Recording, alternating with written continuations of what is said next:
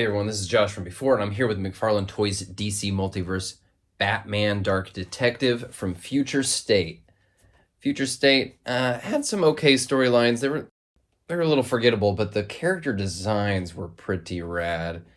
And if you watch this channel a lot, you know I do end up having a soft spot for some of these weird, wacky character variants that they give us. So I have to admit, I'm digging this guy already. He's weird. He's kind of stupid in a way that I really like. I think let's just get him out of here, right? Oh, I always forget to show you this. I found this at Walmart on one of those big pallets that has the new Matt Reeves Batman stuff. It's got Endless Winter on there. I also saw some Dark Knight Returns stuff on there. All right, taking a look at him like this, man, from back here, he damn near looks like a statue, and I mean that in a good way. But speaking of statues, he does feel a little bit stiff, so I'm going to hit him with a hair dryer before I start moving him around. So again, this is a fairly silly design. He's wearing regular pants. He's got a trench coat, this sort of helmet, cowl. Feels slightly Eastern inspired, maybe. Like the other Future State designs, there's a little touch of anime in there.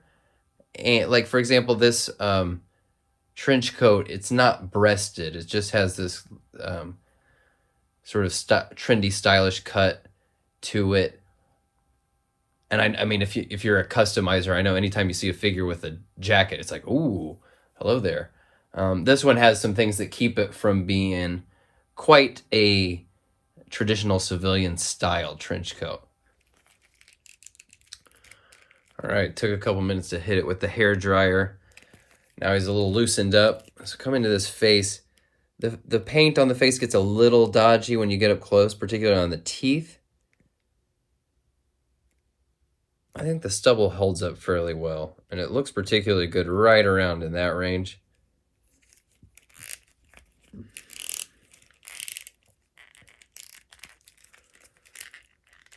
Still a little bit of stiffness in that neck, but man, you can see the range. Look how far he can look down.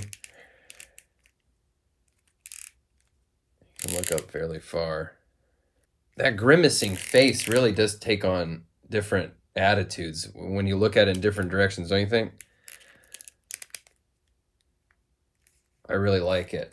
And I love this, his bat symbol here. It's like this reverse stencil where it's the overspray makes the shape and the bat shape is like the negative space in between.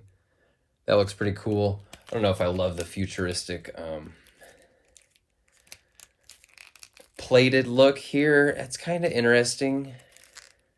It moves surprisingly well and then holds the pose when you move it that way. Really good movement considering the multiple overlapping layers and the jacket as well. You can see all the sculpt up there underneath. This is going to be really vital for anybody who's trying to put together a Nightmare Batman. I know all the details aren't exactly spot on, but if you're trying to make a 7-inch Nightmare Batman, you got some pretty good pieces to work with here. They put a little bit of paint on the jacket and it looks okay, but they're kind of just dry brushing and trying to add details that aren't there in the sculpt. Wouldn't have minded maybe like a little bit more detail in that jacket. But what's there, it does look really good. All this stitching looks very good. And the shape of it is I really enjoy as well.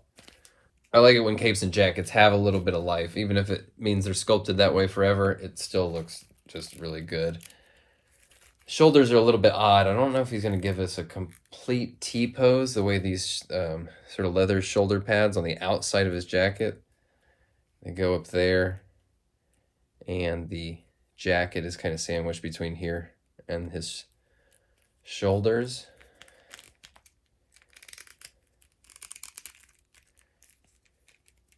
You know, rotates there, it's meeting up with even more resistance like that. I mean, maybe there's something where you could tuck these up under there. That might be an option if you tucked them up under the jacket there.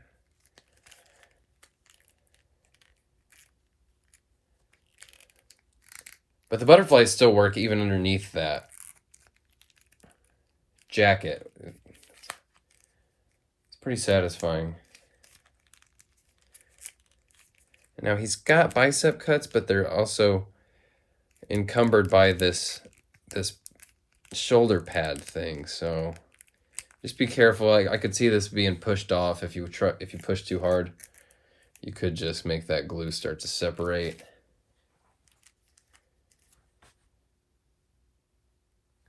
Really cool gauntlets. I mean, the choices on this costume are so weird, and yet when you look, you kind of zoom into each individual one, it's like, damn, that looks really cool. Ditto with the gloves, which are this dark purple, the only instance of that color in this whole design, but they look pretty cool when you kind of zoom right in on them.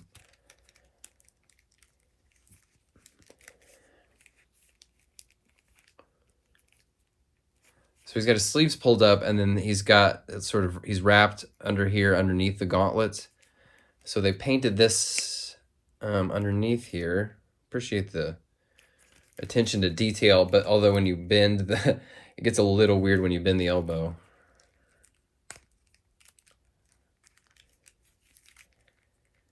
And then the double elbow can kind of get a different range when you move the individual joints. That's always something to be mindful of when you're playing with stuff and you're trying to sort of maybe push the figure to its limits or figure out how can you get just a little bit more out of it.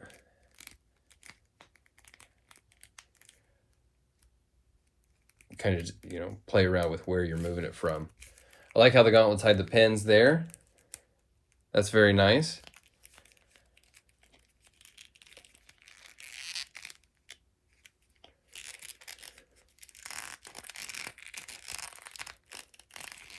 Man, great torso movement they're giving us lately.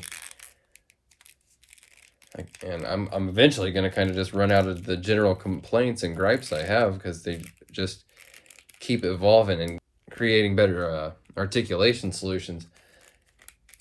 The this soft rubbery pelvis piece, it doesn't quite match the pants. It maybe looks a little better on camera than to my eyes, but I think you can see that, right? Doesn't really have any, he's got a little bit of hip rotation. I suppose that's why they gave us thigh cuts, which I would take this to mean that a bat cycle is on its way for this guy in the future. He does ride one in the comics.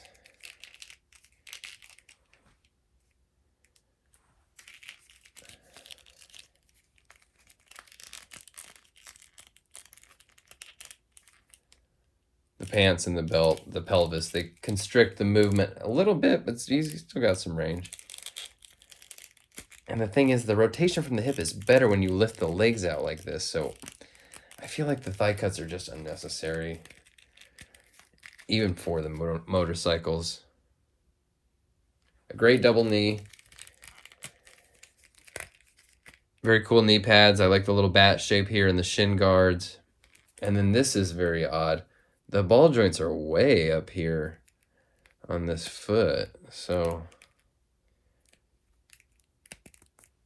it's coming from a lot higher, but it's still giving us all the,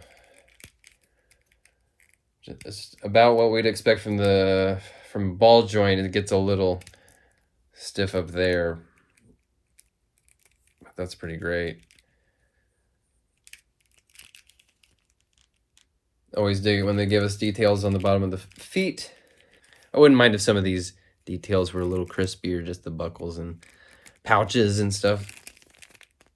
And then his accessory here is this sort of grappling hook that is, you know, pre-sculpted in this rolled up shape, which I don't mind that at all. Sometimes the accessories like these in these neutral positions can honestly be a little more exciting than ones that are in action but look a little quaint. Kind of feel like I'm having a hard time getting to hold on to it in a naturalistic way. It's kind of cool. I kind of dig it. I wish I could get him to hold it better. I mean, maybe it's like that. I really, more than anything, kind of wish there was a spot on the belt for it so that it could hang, although it's maybe a little big for that. I don't know. I like it in theory. I don't know. I'm trying to do something where it's like, because it's just hanging straight down, right? And yet his jacket is blowing in the wind. So I'm trying to maybe, can it be as if he's sort of thrown his arm back and it's moving in that direction to give it a little bit of something. I'm not sure. I want to like this, but it feels a little weird. I don't know what I'm doing wrong. I don't know. Am I thinking about it too hard? I'm trying to get it to do, I'm trying to let it tell me what it wants to do, and none of them look quite as cool as I want him to, especially because he can only hold it in that hand. This is a fist, which, whatever, just maybe, I don't know. And since we're assuming that he's going to get his own bat cycle in the future, might as well see if we can throw him on some of the already existing ones.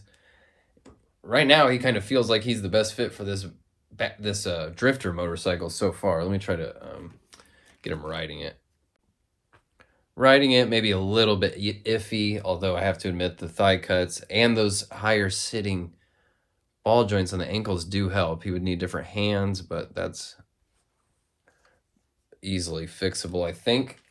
It looks pretty good on this one too. Maybe, again, the most well-scaled figure yet for this motorcycle, and partially because this motorcycle is just made too large. The scale is wrong. Let's compare him to some other recent Batman. These are mostly classic gray looks. Here he is next to even more Batman. I like how he fits in with these other 7-inch McFarlane figures. Soul Crusher from Spawn and Cabal from Mortal Kombat 11.